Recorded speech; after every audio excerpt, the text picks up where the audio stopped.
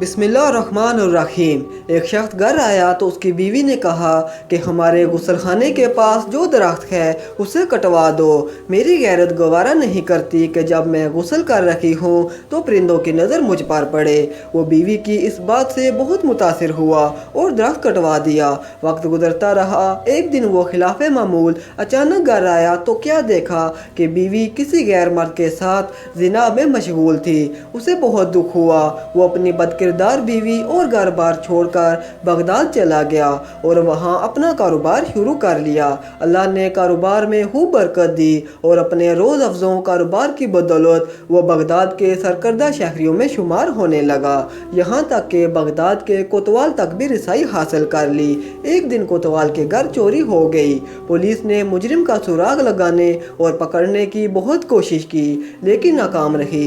اس آدمی نے دیکھا کہ ایک شیخ کا کوتوال کے گھر آنا جانا ہے اور کوتوال اس کی بے حد تعظیم کرتا ہے، لیکن ایک بات اس کی سمجھ میں نہیں آتی تھی کہ شیخ آدھے پاؤں پر چلتے ہیں، پورا پاؤں زمین پر کیوں نہیں رکھتے۔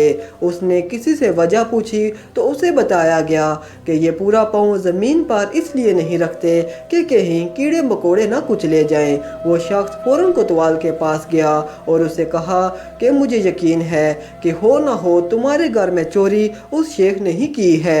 تو کوتوال نے پہلے تو ماننے سے انکار کر دیا کہ شیخ اتنا نیک پاک ہے اور تم اس پر چوری کا الزام لگا رکھے ہو۔ تو اس آدمی نے کہا کہ ایک دفعہ میرے کہنے پر اس سے پوچھ گچھ تو کرو۔ تو کوتوال مان گیا۔ اس نے سپاہیوں کو حکم دیا کہ شیخ کو گرفتار کر کے قاضی کے سامنے پیش کرو۔ جب شیخ کو گرفتار کر کے قاضی کے سامنے پیش کیا گیا تو قاضی کے سامنے شیخ نے اپنا جرم قبول کر لیا کہ میں نے چوری کی ہے۔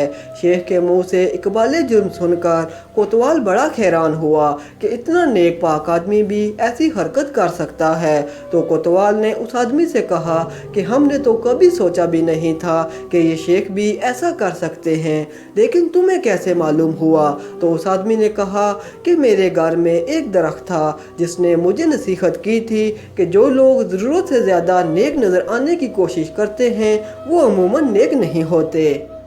اس کہانی سے ہمیں یہ سبق حاصل ہوتا ہے اور یہ حقیقت ہے کہ کچھ لوگ فیس بک کی حدود تک ہی با اخلاق رہتے ہیں۔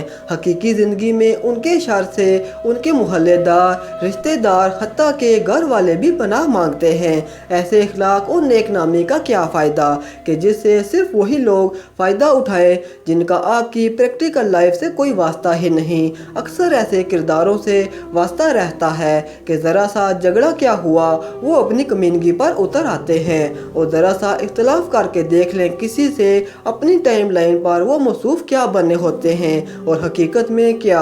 اللہ رب العزت سے دعا ہے کہ ہمیں ظاہری اور باطنی طور پر اعمال صالحہ پر چلنے اور ہمارے معاملات اور معاشرات پر بااخلاق رہنے کی توفیق دے، آمین۔ آخر میں ایک بات عرض کرتا چلوں کہ اگر کبھی کوئی ویڈیو، کال، واقعہ، سچی کہانی یا تحریر وغیرہ اچھی لگا کرے تو تھوڑی سی زحمت فرما کر اپنے دوستوں سے بھی شیئر کر لیا کیجئے۔